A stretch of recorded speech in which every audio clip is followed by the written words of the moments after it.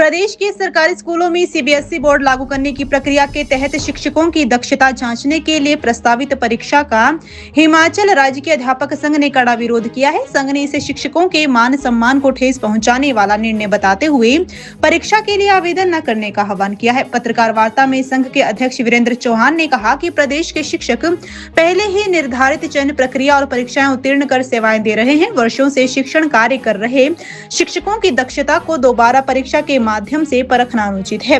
उन्होंने कहा कि अब तक प्रस्तावित परीक्षा के लिए अपेक्षित संख्या में आवेदन प्राप्त नहीं हुए हैं। संघ ने मांग की है कि सीबीएसई स्कूलों में तैनाती के लिए अलग से परीक्षा न करवाई जाए तथा कार्यरत शिक्षकों को कम से कम 1 वर्ष का समय दिया जाए ताकि वे बोर्ड परिणामों के आधार पर अपनी कार्यक्षमता सिद्ध कर सके। साथ ही इंटर बोर्ड स्थानांतरण नीति लागू करने के रिक्त पदों को 100% भरने, पदोन्नति व्यवस्था सुरक्षित करने और वाइस प्रिंसिपल पद सृजित करने की मांग भी उठाई है। संघ ने सीबीएसई की उच्च फीस संरचना पर भी चिंता जताते हुए निजीकरण का विरोध किया है। इस संबंध में मुख्यमंत्री सहित संबंधित अधिकारियों को ज्ञापन सौंपा गया है। आज की इस प्रेस वार्ता में सभी प्रेस बंधुओं का स्वागत है। हमारे साथ है हिमाचल राज्य के अध्यापक संघ के महामंत्री तिलक नायक जी और वेब सेक्रेटरी सूरज नायक जी। आज की जो ये प्रेस वार्ता है ये मुख्यतः जो सीबीएसई को लेके है। पूरे प्रदेश के अंदर जो सीबीएसई बोर्ड जो है हिमाचल सरकार ने लागू किया, हालांकि हमने कुछ शर्तों पे उसका स्वागत किया था कि बोर्ड चाहे कोई भी हो, वो चाहे एचपी जो स्कूल शिक्षा बोर्ड है, एचपीएससी भी हो या फिर आपका सीबीएसई हो, दोनों ही बोर्ड जो है एनसीईआरटी की सिलेबस को फॉलो करते हैं, तो उससे कोई ज़्यादा फर्क पड़ने वाला नहीं है। सरकार का प्रयास था कि सीबीएसई को लागू किया जाए, उससे थोड़ा सा एक संदेश सरकार देना चाहती थी कि हम जिस तरह से प्राइवेट स्कूलों में सीबीएसई की तरफ रुझान पेरेंट्स का, अभिभावकों का है, उसी तर्ज पे सरकारी स्कूलों में बोर्ड को बदलने की जो सोच सरकार की थी, हम उसके साथ थे। हमने उसका सरकार का उसमें हमने स्वागत भी किया था, लेकिन हमने कुछ सुझाव सरकार को दिए थे। आज भी हम अभी जो मेमोरेंडम है, आपने देखा होगा, ये मेमोरेंडम अभी हमने मुख्यमंत्री के जो प्रधान सचिव है राजीव जी, उनको भी हमने दिया है और चीफ सेक्रेटरी को भी हमने मेमोरेंडम दिया है कुछ सुजेशंस के साथ। जो डिमांड्स हमारी थी, हमने राकेश कंवर जी जो मुख्यमंत्री के प्रिंसिपल प्राइवेट सेक्रेटरी है और साथ में हमारे शिक्षा सचिव है, उनको भी अभी हमने दिया है और शिक्षा मंत्री जी को भी हम पहले दे चुके, आज भी हमने उनको भेजा है। तो इसमें मुख्यतः हम कुछ जो फील्ड से रिजाइनमेंट टीचर्स की आ रही है, वो रिजाइनमेंट छोटी नहीं है, वो बहुत बड़े तबके की 80,000 टीचरों का समूह है हिमाचल प्रदेश के अंदर। 80,000 टीचर्स की जो रिजाइनमेंट है उसको सरकार को सुनना चाहिए। और जिस तरह से सरकार ने आनन फानन में सीबीएसई स्कूलों में टीचर्स के लिए स्क्रीनिंग टेस्ट रखा, और अच्छा तो ये होता है कि सरकार जो है जो शिक्षकों के संगठन है उनसे वार्तालाप करती, उसको लेके आगे बढ़ती, तो उससे एक अच्छा मैसेज सरकार को जाता और इसको इम्प्लीमेंटेशन करने में और आसानी होती। लेकिन सरकार आनन फानन में और शिक्षा विभाग जो है जिस तरह से इसको लागू करना चाह रहा है, 25 साल 30 सालों से जो शिक्षक सेवाएं दे रहे हैं, उनके ऊपर एक बहुत बड़ा प्रश्न चिन्ह खड़ा हो गया है कि उनको दोबारा से आप ये बताने की ज़रूरत महसूस हुई कि क्या आप पढ़ाने के लायक है भी कि नहीं है। आपको एक टेस्ट से गुजरना पड़ेगा। अगर उस टेस्ट में आप फेल हो गए तो आपके माध्यम से बड़ी बड़ी सुर्खियाँ बनेंगी कि टीचर तो लायक ही नहीं है पढ़ाने के लायक नहीं है, इतने टीचर फेल हो गए, इतने टीचरों के इतने नंबर आए। तो उससे जहाँ एक तरफ फजीयत हमारे टीचर्स की होगी, वहाँ हमारे आत्मसम्मान के ऊपर भी एक बहुत बड़ा प्रश्न चिन्ह है। तो हिमाचल प्रदेश में जिस तरह से आपने देखा कि अभी सरकार ने और हमारे विभाग ने जिस स्कूल शिक्षा बोर्ड के ऊपर विश्वास नहीं है, जिस स्कूल शिक्षा बोर्ड के बजाय आप सीबीएसई बोर्ड पे जाना चाह रहे हैं, उसी स्कूल शिक्षा बोर्ड को जिम्मा दे दिया कि आप बच्चों के पेपर तो नहीं करवा पा रहे सही, पर लेकिन आप टीचरों के पेपर सही करवाओ। बच्चों के पेपर नहीं करवा पा रहे हैं, इसलिए बोर्ड बदलना पड़ा। लेकिन उसी स्कूल शिक्षा बोर्ड को ये दायित्व दिया कि आप उन्हीं टीचरों का टेस्ट करवाओ और उनकी मेरिट बनाओ और उनके 10-10 स्टेशन से उनकी स्क्रीनिंग करो, फिर कौन सा टीचर किस जगह जाएगा वो मेरिट के आधार पर तय किया जाए। तो एक बड़ा हड़कंप पूरे प्रदेश के अंदर मचा है। मैं आपको बताना चाहता हूँ, पिछले 2 दिनों से हमने लगातार गूगल मीट की। कल मैंने आपके जो हमारा मीडिया ग्रुप है उसमें मैंने आप स्क्रीनशॉट कुछ शेयर किए थे आपके समक्ष। जिस तरह कल टीचरों ने बड़ा भारी उत्साह था उस गूगल मीट में, और सबने, और हमारे पूरा जो हिमाचल गवर्नमेंट टीचर यूनियन की जो स्टेट बॉडी थी, पूरे प्रधान और हमारी राज्य कार्यकारिणी के लोग, सबने उसमें भाग लिए, अपने विचार रखे। सबने एक ही बात कही कि इसका पुरजोर विरोध होना चाहिए। कोई भी टीचर जो है, जो ये फॉर्म जो बोर्ड ने भरे, जिसकी लास्ट डेट 24 तारीख है, जो पेपर में अपीयर होने के लिए एक एग्जामिनेशन फॉर्म जिसकी फीस भी रखी गई है 500 रुपये, हमें उस फीस को ना तो देने की ज़रूरत है, ना हमें इस तरह के पेपर में जाने की ज़रूरत है, ना हमें भरना चाहिए, ना किसी को उसमें अपीयर होना चाहिए। ऐसा सुझाव फील्ड से कल आया। और कल ये मैक्सिमम टीचर्स भारी संख्या में शिमला जाए और हिमाचल गवर्नमेंट टीचर यूनियन के साथ मिलकर जो है मुख्यमंत्री, शिक्षा मंत्री और सरकार से मिले और इसका विरोध करे। लेकिन जब मैंने पता किया तो मुख्यमंत्री J&K के लिए निकल चुके थे, शिक्षा मंत्री जी भी टूर के लिए रवाना हो गए थे। तो शाम को हमने इस प्रोग्राम को कैंसिल किया कि हमारे शिक्षक यहाँ नहीं है। तो उसके बाद आज हमने ये मेमोरेंडम माननीय मुख्यमंत्री को व्हाट्सएप के माध्यम से उनको मैंने भेजा, शिक्षा मंत्री को भेजा, जो आपको भी मैं दिखा रहा हूँ। ये मेमोरेंडम हमने आज पूरे जो प्रिंसिपल, चीफ सेक्रेटरी से लेकर सभी को हमने दिया, हर लेवल पे हमने डिस्कशन भी इसके ऊपर की। हालांकि सबका यही तर्क था कि ये जो सुझाव और सजेशंस आप दे रहे हैं ये तर्क संगत है। टीचर्स इसको इस टेस्ट में अपीयर होना नहीं चाह रहे, और कुछ सुझाव हमने सरकार को इस मेमोरेंडम के माध्यम से दिए हैं। और मैं हिमाचल सरकार के मुख्यमंत्री सुखविंदर सुक्खू जी से ये मांग करता हूँ और उनसे रिक्वेस्ट करना चाहता हूँ कि हमारे टीचर्स की भावनाओं की कदर की जाए।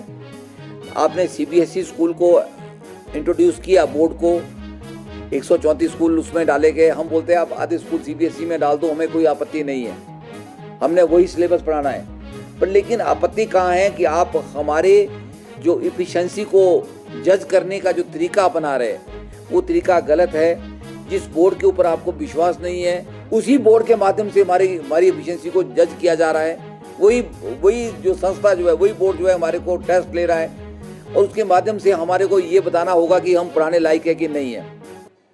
मैं आपको ये बताना चाहता हूँ कि हिमाचल में जो शिक्षा की व्यवस्था है ये नई नहीं है। बहुत समय से जो है शिक्षक जो है शिक्षा विभाग में सेवाएं दे रहे हैं। मैं अपना एग्जांपल दूं तो मेरे को 26 साल का कार्यकाल शिक्षा विभाग में हो गया, मेरे महामंत्री को भी इतना ही हो गया, कईयों को 30 सालें भी हो रही है।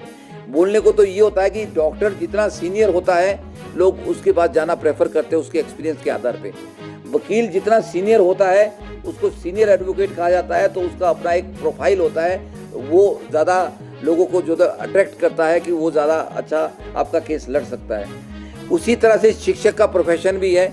शिक्षक जितना सीनियर होगा वो आपके ज़्यादा अच्छे तरीके से बच्चों के जो उसकी साइकोलॉजी है, उसके मनोविज्ञान को समझ पाएगा, उसको हैंडल कर पाएगा, ज़्यादा अच्छा डिलीवर कर पाएगा। हम ऐसा मानते हैं और ऐसा एक मान्यता भी है। लेकिन यहाँ पर सरकार की मान्यता कुछ उल्टी है। वो ये बोलना चाह रही है जो टीचर सीनियर है वो पढ़ाना नहीं जानते, वो पढ़ा नहीं सकते।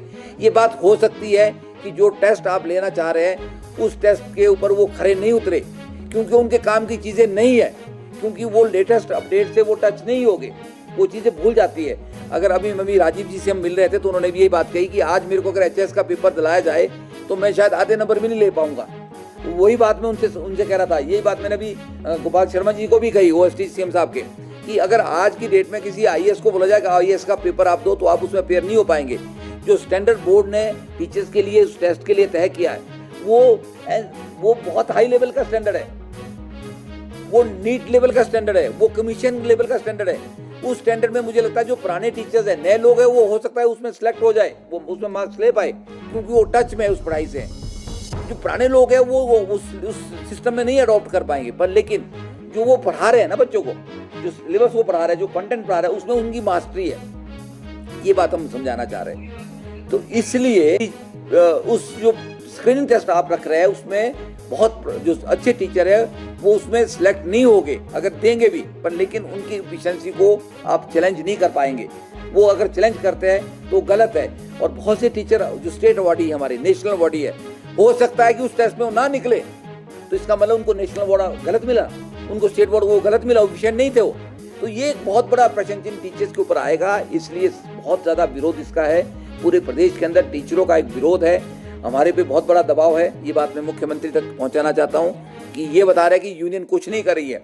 तो हमने अपना पक्ष आज क्लियर करने के लिए प्रेस वार्ता रखी है कि हिमाचल गवर्नमेंट टीचर यूनियन का बड़ा क्लियर स्टैंड है। जिस दिन ये नोटिफिकेशन और सरकार की तरफ से ये बात आई थी, उसी दिन हमने बात कही थी कि ये बहुत जल्दी में लिया हुआ फैसला है, इससे फायदे कम नुकसान ज़्यादा दिखेंगे। और आने वाले समय में मैं आपको यही कहूँगा कि ऐसा होने वाला है। हमने उसी दिन ये जो डिमांड चार्टर था वो हमने सरकार को दिया था। हमने इसमें कहा था कि टीचर्स की एफिशिएंसी को जज करने का जो पैरामीटर आप टेस्ट बना रहे हैं वो सही नहीं है, वो कोई आधार नहीं है। कोई भी टीचर इस टेस्ट में अपीयर होना नहीं चाहेगा।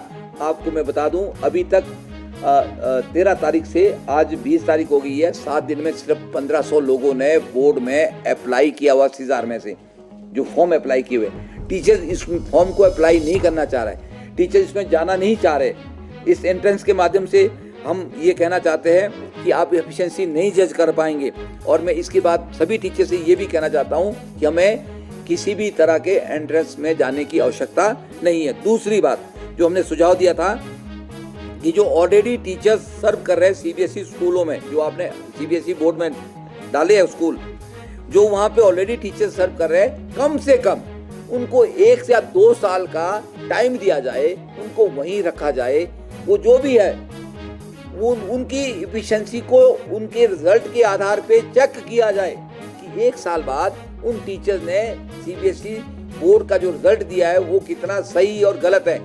और हमने उसमें एक बात और भी जोड़ी थी, अगर ये टीचर 1 साल बाद आपके द्वारा तय किए गए पैरामीटर्स में, मान लो आपने 50% का क्राइटेरिया रिजल्ट का दिया कि 50% रिजल्ट कम से कम होना चाहिए, अगर उसमें फिट नहीं बैठते हैं तो इन टीचर्स को आप हटा भी सकते हैं। इन टीचर की एसीआर को भी आप उसके ऊपर रिमार्क्स दे सकते हैं। यहाँ तक कि इससे पहले भी एचपी बोर्ड में जिनकी परफॉर्मेंस कम रही है उनकी इंक्रीमेंट अभी भी सरकार रोक रहा है।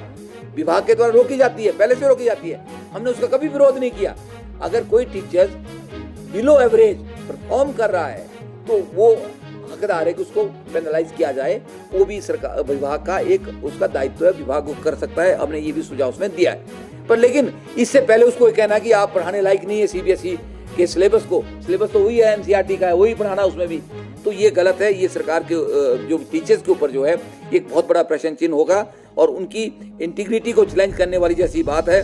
तीसरा हमने सुझाव दिया था, जो प्रिंसिपल्स हैं जो गवर्नमेंट स्कूल्स के अंदर, तो उनको जो है उनके, मैंने जो कहा कि उनके रिजल्ट के बेस पे उसको बनाया, उसकी पैरामीटर्स उसको बनाया जाए, ना कि इस टेस्ट को बनाया जाए। ये एक सुझाव हमने दिया था। फिर हमने ये कहा था, जैसा इसमें कहा गया कि 10 साल तक जो आपको स्टेशन अलॉट होगा बाय मेरिट के आधार पे, उस जो आपकी स्क्रीनिंग के बाद आपका एक इंटरव्यू कंडक्ट होगा, उसमें आप ऑप्शन देंगे और सीनियरिटी कम मेरिट बनेगी, तो जहां आपको भेजा जाएगा वहां आपको जाना पड़ेगा।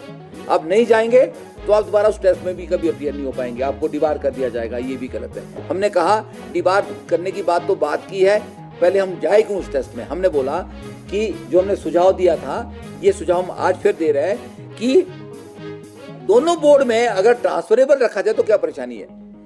सीबीएसई बोर्ड वाला स्कूल से आदमी एचपी बोर्ड वाले स्कूल में ट्रांसफर करे तो उसमें क्या आपत्ति है। मुझे नहीं लगता उसमें कोई दिक्कत होगी। हमने ये बार बार कह रहे कि आप परफॉर्मेंस तो उसका क्राइटेरिया रखा ही जाए, पर जो एचपी बोर्ड का आदमी सीबीएसई बोर्ड में जाना चाहे, जो टीचर किसी भी सब्जेक्ट का जाना चाहे, पर अगर वहाँ वो परफॉर्म कर रहा है तो उसको जाने दिया जाए वहाँ पे। अगर उसकी परफॉर्मेंस ठीक नहीं है तो उसको फिर वहाँ से ट्रांसफर कर दिया जाए। तो हम ये बोल रहे हैं, अगर आप इंटर बोर्ड जो है ट्रांसफर नहीं रखेंगी तो टीचर्स की सीनियरिटी के ऊपर उसके 20-25 साल की जो उसने कमाई की उसकी सीनियरिटी वो खत्म हो जाएगी, उसका प्रमोशन चैनल ब्लॉक हो जाएगा। हालांकि मुख्यमंत्री ने इस बात को कहा कि आपकी प्रमोशन बाधित नहीं होगी, तो इसका मैकेनिज्म क्या होगा, बोलने से थोड़ी होगा। अगर आप उसकी ट्रांसफर ही ब्लॉक कर देंगे तो वो व्यक्ति जो सीबीएसई में काम कर रहा है, जो सीबीएसई में चला जाएगा, वो अपनी प्रमोशन कैसे ले पाएगा? प्रमोशन के बाद वो कैसे दूसरी जगह जाएगा? तो उसके लिए आपको इंटर बोर्ड जो है प्रमोशन ट्रांसफर वाला प्रोसेस आपको रखना पड़ेगा। यही हम मांग कर रहे हैं। हमने एक बात और कही थी, कुछ जगह भी प्रयास भी किया। ये बस सबसे पहले हमने मांग कही थी कि जो बॉयज़ और गर्ल्स स्कूल है इनको आप बंद ना करें। ये किसी व्यवस्था के तहत खोले गए थे। जब आप दो बोर्ड रख रहे हैं, एक सीबीएसई, एक आप रख रहे हैं एचपी बोर्ड जो पहले से था, क्योंकि अभी बच्चों का स्टैंडर्ड इतना मेंटेन नहीं हुआ है कि सीबीएसई का सारा सिलेबस इंग्लिश मीडियम में जाएगा। उसका हालांकि जो पढ़ाने का जो उसका तरीका है, उनका जो सेटअप है, वो सीबीएसई का एचपी बोर्ड या किसी और बोर्ड से ज़्यादा हाई लेवल का है। तो बच्चों का स्टैंडर्ड भी अभी हमारा इस लायक नहीं बना है हिमाचल प्रदेश के अंदर कि वो सीबीएसई को एकदम से अडॉप्ट कर पाए। तो हम ये बोल रहे थे जो बच्चे को फोर्सफुली मजबूर भी ना किया जाए, कि जहाँ पे दो तरह के स्कूल है, बॉयज़ और गर्ल्स स्कूल है, दोनों को कोएड करके एक को सीबीएसई में दे दिया जाए, एक को एचपी बोर्ड में। जिस बच्चे ने जिस बोर्ड को पढ़ना है उसको एक ऑप्शन मिल जाएगी। ये भी बच्चे का डेमोक्रेटिक राइट है। आप किसी को फोर्सफुली नहीं बोल सकते कि आप इंग्लिश मीडियम ही पढ़ेंगे, हम हिंदी मीडियम नहीं पढ़ाएंगे। बच्चे का हमारे परिप्रेक्ष्य में जो हिमाचल में बच्चे पढ़ रहे हैं, गाँव के बच्चे पढ़ रहे हैं, वो इतने अभी तक सीधे आप 10th क्लास के बच्चे को बोलते हैं 9th क्लास के आपको सारा सब्जेक्ट इंग्लिश मीडियम पढ़ाना है। क्योंकि मैं अपना एग्जांपल दूं, मैं हिंदी मीडियम स्कूल से पढ़ा, गांव के परिवेश से पढ़ा। जब मैंने +1 में साइंस रखी, मैं अपने लेवल पे जाके बात कर रहा हूँ, जब मैंने +1 में साइंस पढ़ी तो सारा इंग्लिश में था, तो हमारे को सारा काला ही लगता था। हम हिंदी मीडियम के बड़े बच्चे थे, तो एक साल बहुत ज़्यादा मुश्किल हमारे को हुई उस चीज़ को समझने में। तो हर बच्चा उस लेवल पे एडॉप्ट नहीं कर पाएगा। तो वहाँ पे जब दो बोर्ड हो गए, एक सीबीएसई वाला एक एचपी बोर्ड हुआ, तो दोनों को रख के जो है बच्चा अपनी चॉइस से कहीं भी जा सकता है। तो ये भी हमने एक सुझाव दिया था सरकार को। रहता जी जरा, तो इस पे भी सरकार बात करे, इसको सोचे। और हमने एक बात और कही थी कि हाँ, इसको प्राइमरी लेवल से स्टार्ट करते तो ज़्यादा अच्छा होता है, ताकि प्राइमरी से इंग्लिश मीडियम में आते बच्चे एकदम से मिल रहा है तो वो थोड़ी सी प्रॉब्लम इसमें हो जाएगी। प्रिंसिपल्स का जो चैनल्स हैं उसमें कहा कि 3 साल से कम, अब 2 साल उसमें करने की बात हुई है, पर हालांकि वो नोटिफिकेशन नहीं हुई है। जिसका 3 साल से कम टेन्योर है वो अप्लाई नहीं कर सकता। हमने बोला कि 1 साल अगर किसी का बचता है तो वो भी एक एफिशिएंट टीचर हो सकता है। 1 साल बचता है तो वो नेशनल बॉडी टीचर हो सकता है, वो स्टेट बॉडी प्रिंसिपल हो सकता है। तो क्या वो एलिजिबल नहीं है? वो उसके लिए उस सीबीएसई में पढ़ाने के लिए वो हकदार नहीं है? क्या वो इतना एफिशिएंट नहीं है कि वो अच्छा रिजल्ट वहाँ दे पाएगा? उसको भी मौका दिया जाए। कुछ खामियां थी जो हमने सरकार के समक्ष रखी है। तो इस बात को लेके रिटायरमेंट पे बैठे हैं उनको जो स्कूल की सीबीएसई की, उन्हीं की बात कर रहा हूँ जिनके 3 साल से कम पीरियड है, उनको मौका नहीं मिलेगा। तो क्यों नहीं मिलेगा? उनको मौका मिलना चाहिए। तो ये फीस का स्ट्रक्चर एक बड़े आने वाले दिनों में चुनौती होगी। सीबीएसई की फीस बहुत ज़्यादा है, हमारे ग्रामीण परिवेश के बच्चे वो नहीं दे पाएंगे। और सीबीएसई के नॉर्म्स बहुत सख्त है। आपने भी देखा होगा कि हमारे कुछ डाइंग कैडर हो गए थे, जैसे सोशियोलॉजी, साइकोलॉजी, म्यूजिक, संस्कृत, ये बहुत से सब्जेक्ट जो है ना वो खत्म कर दिए सरकार ने। बहुत सालों से डाइंग जीरो कर दिया था, लेकिन सीबीएसई नहीं मानता। सीबीएसई बोलता है ये सब्जेक्ट भी चाहिए, ये भी चाहिए, ये भी चाहिए। उनकी तो पूरी नंबर ऑफ लिस्ट है। अब जहाँ सीबीएसई कर रही है सरकार, उन स्कूलों में सारे सब्जेक्ट देने पड़ रहे हैं। जो डाइंग कैडर कर दिए थे ना, वो सारी पोस्टें सैंक्शन करनी पड़ रही है। तो मैं ये कहना चाह रहा हूँ कि आप एक तरफ तो नई पोस्टें क्रिएट कर रहे हैं और एक तरफ जो एचपी बोर्ड के स्कूल है वहाँ पोस्टें खत्म कर रहे हैं। तो ये भी तो पार्शियलिटी उन बच्चों के साथ होगी जो एचपी बोर्ड में पढ़ रहे हैं बच्चे। तो क्या हम 100, 150, 200 स्कूलों से ही हिमाचल प्रदेश की शिक्षा को आगे बढ़ाना चाह रहे हैं? क्या बाकी स्कूलों का क्या होगा? क्या आने वाले समय में ये इतना महंगी शिक्षा हो जाएगी सीबीएसई की कि अफोर्ड हर आदमी नहीं कर पाएगा, हर गरीब नहीं कर पाएगा? तो उनका क्या होगा?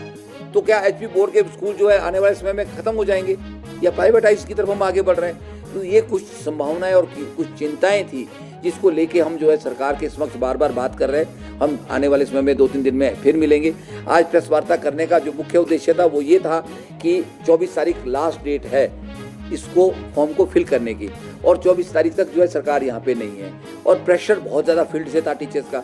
जिन स्कूलों में तो ये भरे जा रहे हैं, जिन स्कूलों को सीबीएसई में किया गया, जैसे पोर्टमोर है हमारे यहाँ पे, कोई और स्कूल है जैसे ठियोग है, जो स्कूल सीबीएसई में गए उनके टीचर बहुत ज़्यादा परेशान है और वो भर भी नहीं रहे।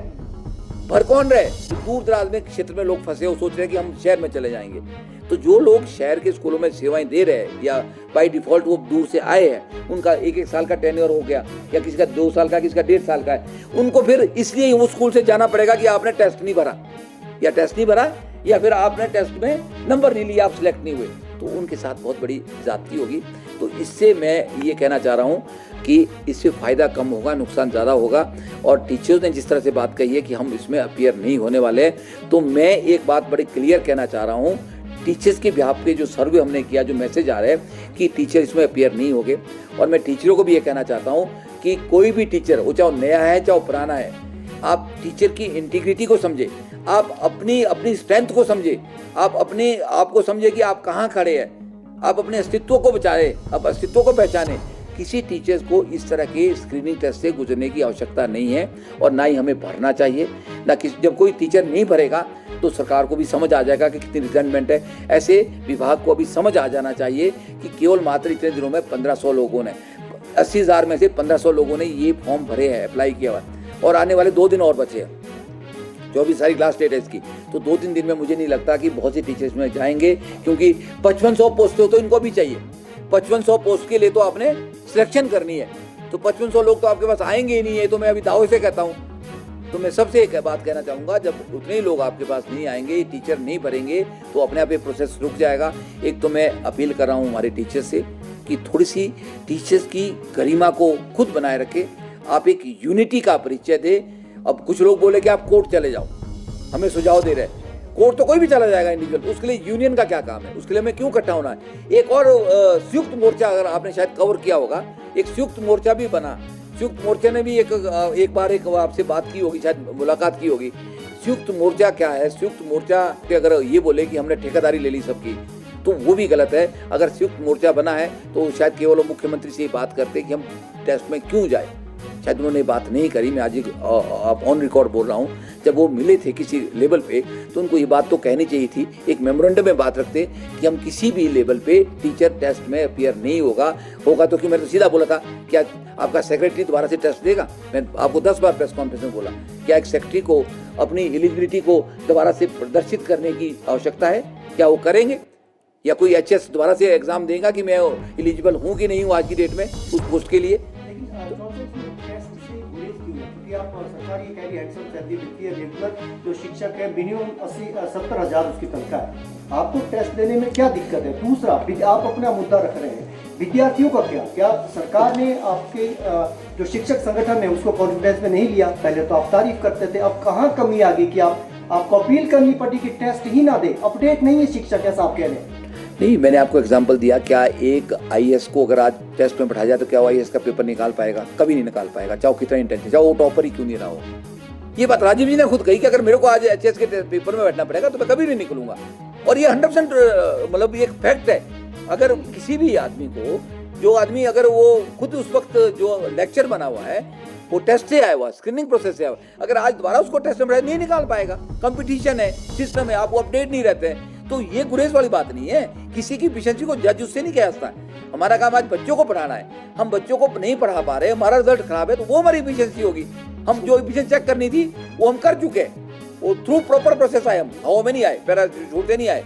तो ये कहना कि हम क्यों डर रहे हैं, हम इसलिए डर रहे हैं, ये हमारे मान सम्मान के खिलाफ है। इससे कोई ज़्यादा वो महसूस नहीं हो रहा कि आप टेस्ट लेके टीचरों को ला रहे हैं, टेस्ट लेके तो पहले से हम आए हुए। तो जो प्राइवेट स्कूलों में CBSE में पढ़ा रहे हैं लोग, वो कौन से टेस्ट लेके आए? वो तो कोई भी आता है, CBSE में एंट्री हो जाती है, वो रिटायर्ड लोग होते हैं किसी के पास से, वो CBSE स्कूलों प्राइवेट स्कूल में नौकरी कर रहे हैं, वो भी तो वहाँ पढ़ा रहे हैं, वो भी तो रिजल्ट दे रहे हैं। हम तो प्रोसेस के आए लोग हैं। तो इस तरह टीचर के ऊपर बाध्यता रखनी कि नहीं आप आएंगे तभी आएंगे, नहीं तो आप स्कूल से चले जाएंगे। पोर्टमोर स्कूल में जो लोग काम कर रहे हैं, क्या वो एफिशिएंसी नहीं है? पोर्टमोर स्कूल का अच्छा रिजल्ट नहीं दे रहा, अब वो टेस्ट में अपीयर नहीं होगा तो उनको वहाँ से जाना पड़ेगा। एक फोबिया उनके ऊपर है। अपीयर होने के बाद वो सिलेक्ट भी होते हैं तो भी कोई गारंटी नहीं है कि उनको पोर्टमोर स्कूल ही मिलेगा। ये एक बहुत बड़ा प्रश्न चिन्ह है। संवाद किया, बातचीत की आपने, उससे पहले ही अपना व्यू पॉइंट रखा, क्योंकि अब तो इंट्रोड्यूस हो चुका है। देखिए, मैंने 4 बार तो शायद आपके माध्यम से, प्रेस के माध्यम से बात रखी है। हमने मेमोरेंडम बहुत बार इसको दिया हुआ है, आज पहली बार नहीं दे रहा हूँ। 8 सूत्रीय सुझाव और मांग पत्र हमने सरकार को बहुत बार दिया। हमने अपनी बात भी रखी, नहीं हम करेंगे, आपकी बात को सुनेंगे, पर नहीं सुना गया, अनसुना किया गया। इसलिए हमने ये बात मीडिया के माध्यम से कही। इसलिए अपील अपने शिक्षकों को भी हम कर रहे हैं कि आपको किसी तरह के टेस्ट को भरने की आवश्यकता नहीं है। जब आप फॉर्म ही नहीं भरेंगे तो किसका टेस्ट लेंगे? देखिए, यहाँ तो हमें एक यूनिटी का परिचय देना पड़ेगा। अगर हमने अपने आप को बचाना है, अपने कैडर को बचाना है, अपनी एकता को बनाए रखना है, अन्यथा जो है आने वाले समय में ऐसे कुचले जाएंगे जिसका कोई भी आधार नहीं होगा। ये चीज़ें चलती रहेगी क्योंकि सरकारें तो आती जाती रहती है और वो अपनी तरह से वो मैनिपुलेट करती है। मैं आपको एक थोड़ा एग्जाम्पल दे रहा हूँ। बड़े फैसले तो आपका तो दबाव समूह के तौर पर काम करते हैं, क्योंकि आपकी संख्या 80,000 है, तो आपका तो कोई फैसला सरकार किसी की भी हो तो लागू ही नहीं हो पाएगा। सरकार की असली मंशा है, उसमें खोट हो सकता है, लेकिन असली मंशा सरकार को तो इम्प्लीमेंट ही नहीं हो पाएगी। कोई विद्यार्थियों के पक्ष में, आप ये बताओ कि सीबीएसई सिस्टम क्या विद्यार्थियों के पक्ष में है या उसमें ही कोई खोट है? देखिए, हमने तो स्वागत किया, फिर भी पक्ष और ना पक्ष में मुझे नहीं समझ आ रहा।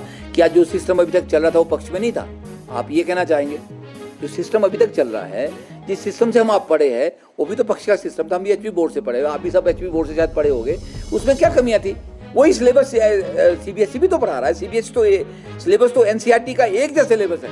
यही फर्क है कि हमारे स्कूलों में हिंदी मीडियम होता है और वहाँ सारा इंग्लिश मीडियम होता है। सिलेबस तो वही होता है। अब हम धीरे धीरे इंग्लिश मीडियम की तरफ भी आगे बढ़ रहे हैं, पर एकदम से इम्पोज करना सब बच्चों के ऊपर, सब बच्चों का लेवल उतना नहीं है। गाँव के परिवेश में जो बच्चे गरीब बच्चे हैं, उनको इतना घर का माहौल नहीं मिला है। वो कुछ चीज़ें हमें समझने की आवश्यकता है। हम सिर्फ इतना बोल रहे हैं, पर लेकिन ये भी कहा आपने कि भाई आपका तो दबाव रहता है। उस दबाव को कम करने के लिए भी सरकार बहुत सारे तोड़ निकालती है। एक मैं आपको एक एग्जांपल दे रहा हूँ, जिसका मैं साथ में आज मैंने चीफ सेक्रेटरी को एक मेमोरेंडम दिया है, वो भी मैं साथ उसका खंडन कर रहा हूँ। मैं आज दे के आया हूँ उसको। मैंने ज्वाइंट फ्रंट के पैड पे, हालांकि वो मेमोरेंडम बैनर वर्मा जी ने दिया है। वो क्या मेमोरेंडम है? एक जो हमारा रूल है, rule 15(1)C CCS conduct rule 1964 का भारत सरकार का रूल है, जिस रूल में ये कहा गया है कि जो कर्मचारी है वो अपने कर्मचारी जो है अपने बीच में से पदाधिकारी को, संगठन को बनाते हैं और वो जो उसमें से पदाधिकारी को चुनते हैं। उस रूल में ये कंडक्ट रूल में ये कहा गया है कि उनके मुखिया बनते हैं, इलेक्शन होता है, प्रोसेस होता है। ये जो आपका लेबर एक्ट है, ट्रेड यूनियन एक्ट है, उसके तहत जो है आपको अधिकार दिए जाते हैं। लेकिन अभी क्या हुआ था, उसको अमेंड किया था भारत सरकार ने, ये 22/4/1994 को, इस जो सीसीएस रूल 15 था, और उसमें फिर और फर्दर अमेंडमेंट की 5/8/2019 को, जिसमें उन्होंने कुछ संशोधन किया था। लेकिन इसमें एक बात और कही गई थी उस रूल में कि जो कर्मचारी अपने विभाग से संबंधित नहीं है, जो 5/8/2019 की संशोधन है, जो कर्मचारी अपने विभाग से संबंधित नहीं है और वो दूसरी एसोसिएशन में पदाधिकारी बन जाते हैं। फॉर एग्जाम्पल, मैं पीटी हूँ, मैं एजुकेशन विभाग में काम कर रहा हूँ, पर लेकिन मैं किसी स्पोर्ट्स एसोसिएशन में प्रेसिडेंट बन जाता हूँ। मैं अपने डिपार्टमेंट में हूँ, पर लेकिन मैं पदाधिकारी या ऑफिस बियरर किसी वॉलीबॉल एसोसिएशन का, फुटबॉल एसोसिएशन का, किसी दूसरी एसोसिएशन का मैं पदाधिकारी बन जाता हूँ, क्रिकेट एसोसिएशन का पदाधिकारी बन जाता हूँ। उनके लिए कहा था कि आप 2 टेन्योर या मैक्सिमम 5 साल तक ऑफिस होल्ड करेंगे। ऐसी अमेंडमेंट गवर्नमेंट ऑफ इंडिया ने 5/8/2019 को की थी। लेकिन गवर्नमेंट ऑफ हिमाचल प्रदेश के पर्सनल डिपार्टमेंट ने, आपने देखा होगा, 2 फरवरी 2026 को एक चिट्ठी जारी की, जिसमें यह कहा गया कि इसलिए कि यूनियन का प्रेशर खत्म हो, उसमें यह कहा गया कि भाई कोई भी पदाधिकारी जो है इलेक्टेड पोस्ट पे 5 साल से ज्यादा नहीं रहेगा, 2 टेन्योर से ज्यादा नहीं रहेगा। लेकिन वो गवर्नमेंट ऑफ इंडिया की जो अमेंडमेंट 5/8/2019 की है, अगर आप उसको पढ़ेंगे, मैं उसकी नोटिफिकेशन कॉपी भी आपको प्रोवाइड करूंगा। उसने ऐसा कहीं नहीं कहा कि लेबर और ट्रेड एक्ट में अगर कोई आदमी कंटिन्यूटी कर रहा है, उसको इलेक्ट किया जा रहा है, तो कर्मचारी अपने में से चुनते हैं। जिस तरह से चीफ मिनिस्टर को या प्राइम मिनिस्टर को उसकी कैबिनेट चुनती है, वो 2 बार भी चुन सकती है, 3 बार चुन सकती है, 10 सालों के लिए चुन सकती है, वो 5 वो उसमें से चुना जाता है, उससे संबंधित है। उसी तरह से जो कर्मचारी है, उस अपने कर्मचारियों के संगठन के लिए उसको 10 साल, 15-20 साल के लिए भी वो कंटिन्यूटी कर सकता है। उसमें कहीं ऐसा नहीं लिखा गया, उसको गलत इंटरप्रेट किया हिमाचल गवर्नमेंट की पर्सनल डिपार्टमेंट ने, जिसने कहा कि जो भी यूनियन के लीडर है वो 2 टेन्योर से ज्यादा नहीं रह सकते हैं। उसका हमने खंडन किया है, हमने चीफ सेक्रेटरी को आज उसका मेमोरेंडम दिया है। तो ये मैं कह रहा था कि आपने जो यूनियन की बात की, यूनियन को कमजोर करने का षड्यंत्र जो है वो लगातार चलता रहता है। और हमें तो सिर्फ हिमाचल गवर्नमेंट टीचर यूनियन, हमें कोई साझा मोर्चा बनाने की आवश्यकता नहीं है। ये 1957 का संगठन है, 1957 का संगठन है। इसमें एवरी कैटेगरी के टीचर्स आते हैं, इसमें इसके मेंबर है। हम ऑलरेडी संयुक्त मोर्चा है ये हिमाचल गवर्नमेंट टीचर। उन्होंने अपना पक्ष रखा, तो उसमें कहाँ गलत है? वो सब सही है, वो सब सही है। वो हम तो सारे संयुक्त मोर्चे को ये बोलते हैं, संयुक्त मोर्चा कोई रिजल्ट दे, कोई बात करे, कोई लगातार संपर्क में रहे, उसके बाद आपने दोबारा उनकी खबर नहीं सुनी होगी। वो संयुक्त मोर्चा एक बोलता है कि मेरी अध्यक्षता में मिले लेक्चर एसोसिएशन वाला, फिर एक टीजीटी संगठन का बोलता है कि मेरी अध्यक्षता में जो है मिले। आपने दो उसकी खबरें पढ़ी होगी अलग अलग, उनकी आपस में ही विरोधाभास हुई। और मैं दूसरी बात बोलूं, बिना दूल्हे से कोई बारात नहीं सजती है।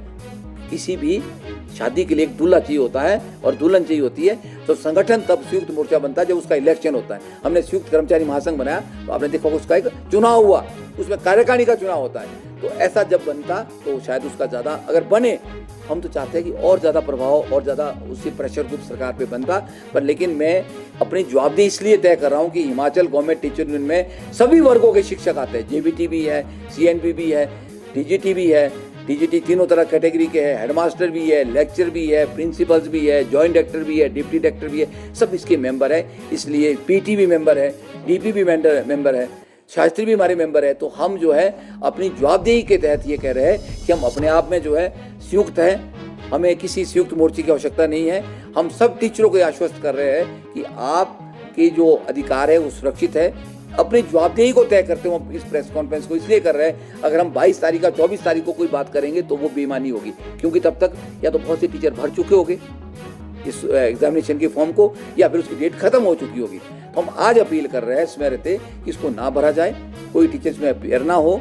और हम सरकार से भी लगातार बात कर रहे हैं कि इसमें जहाँ सरकार की फजीयत होगी वहाँ जो है गलत मैसेज भी, गलत प्रेसिडेंट भी फील्ड में चला जाएगा। प्रिंसिपल सेक्रेटरी फाइनेंस ने एक प्रेजेंटेशन दी है, उसमें कहा गया डीए फ्रीज कर दो। बहुत सारी आशंका है उसमें, क्योंकि संकट, आर्थिक संकट है। क्या रेप्लिकेशन कर्मचारियों के लिए होंगी, क्योंकि पहले ही एरियर मिल नहीं पा रहा, आप समय समय पर इस मुद्दे को उठाते भी रहे हैं। उस प्रेजेंटेशन पर आपका क्या कहना है? देखिए, प्रेजेंटेशनें तो जो फाइनेंस के लोग होते हैं वो अपने तरीके से देते हैं। बाल्दी जी का टाइम था, बाल्दी जी ने बोला कि 2012 की बात करूं, उन्होंने बोला कि ग्रेड पे रिवाइज हुआ हमारा, टीचर्स का नहीं हुआ, सभी कर्मचारियों का हुआ। जो छठा वेतन आयोग था उसमें अनियमितताएं थी, हम पंजाब से बहुत पीछे हो गए थे।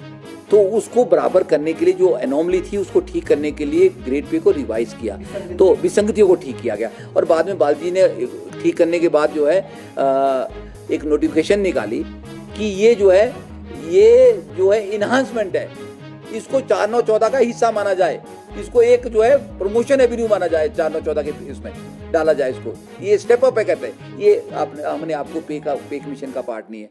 अरे दिया तब था, वो जो एनोमली थी उसको ठीक करने के लिए दिया था। तो पे कमीशन के लोग जो है, जो भी अधिकारी है, जो भी उसमें काम करते हैं, वो अपने एंगल से सोचते हैं। अभी भी उन्होंने सोचा होगा, तो उसमें बहुत सारे उन्होंने सुझाव दिए। हम वो सुझाव कहीं बहुत वैलिड भी हो गए, हम उसका विरोध भी नहीं करते, उसका खंडन भी, हमारा अधिकार क्षेत्र नहीं है। पर जहाँ तक बात कर्मचारियों के वेतन की बात है, उनके भत्ते की बात है, तो वो तो किसी भी सरकार को जो है वो उसको प्रोवाइड करने पड़ेंगे। उसकी जवाबदेही है, सरकार को उसके लिए जो है वो रिसोर्सेज को मुहैया करना पड़ेगा। सरकार कैसे मैनेज करती है वो सरकार ने देखना है। जहाँ टीचर्स का काम तो खाली मात्र पढ़ाना है, हमारे रिजल्ट्स ठीक नहीं है तो हमारे ऊपर आपको जिस तरह के सीसीएस रूल में जो प्रोविज़न है उसके तहत कार्रवाई की जाती है, वो कार्रवाई हो रही है। तो मैं तो इसमें यही कहना चाहूँगा। और कोई आपका इसमें प्रश्न है तो आप उसके हिसाब से आगे बढ़ सकते हैं। मेरा एक बार फिर अपने टीचरों से निवेदन है कि आप इस सीबीएसई का जो एंट्रेंस एग्ज़ाम है उसको ना भरें, आप जल्दी में ना आए। सरकार अभी हो सकता है 2-3 बार इस डेट को एक्सटेंड भी करेगी मजबूरी से, हम उस बहकावे में भी नहीं आएंगे। लेकिन इन द मीन टाइम बीच में हम जो है बीच में मध्यस्थता करके मुख्यमंत्री महोदय को इस बात को समझाने की कोशिश करेंगे, उन तक बात पहुँचाएंगे कि इस टेस्ट से कोई फ़ायदा नहीं होने वाला, टीचर का मनोबल उल्टा गिरेगा। और एक और एक्सरसाइज हो जाएगी विभाग के अंदर एडजस्टमेंट की, जैसे ट्रांसफर के टाइम होते हैं ना एडजस्टमेंट, इधर उधर अफरा तफड़ी, और ये बहुत ज़्यादा अफरा तफड़ी होगी और उसे बच्चों का शिक्षण का जो कार्य है वो बाधित होगा उल्टा, ना कि वो स्मूथ होगा। तो मैं यही कहना चाह रहा था। बहुत बहुत धन्यवाद, आपने समय दिया, धन्यवाद।